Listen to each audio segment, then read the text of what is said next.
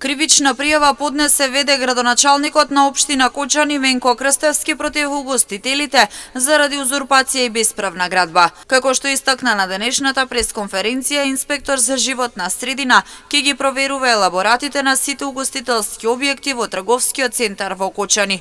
Упатини за прашање до институциите, додавајќи дека на угостителите поважен им е личниот профит наместо безбедноста и здравјето на граѓаните. Поднесувам кривична пријава против угостители за узурпација и за бесправна градба. Исто така, во оваа прилика, сакам да прашам повеќе институции, како што е Државен пазарен инспекторат, како е возможно да се толерира работа во дивоградби? Дали има контроли и што значат тие контроли од страна на Државен пазарен инспекторат? Зошто се дозволува работа во тие дивоградби?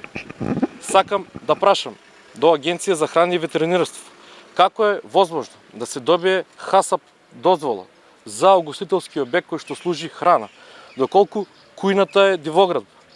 Како е можно да се добие ХАСАП дозвола, доколку во кујната постојат броила кои што се во непосредна близина до фритезата? Исто така, сакам да прашам, како е возможно да има приклучок на струја во тие угостителски објекти? Знаеме дека на 30.12.2016 година имаше несреќен случај каде што беше спречен пожар заради преоптеретеност на електричната мрежа.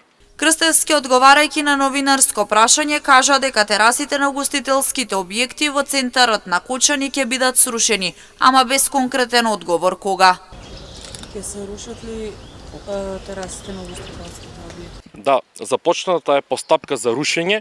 Во кривичната пријава која што поднесувам до обвинителството, имаме и судска пракса, пресуда од апелационен суд во Штип за објекти во други општини, како се постапило и како биле отстранети. Инаку рокот за рушење на летните тераси кој го даде општината на угостителите заврши во понеделникот, пошто требаше да се пристапи кон рушење на објектите.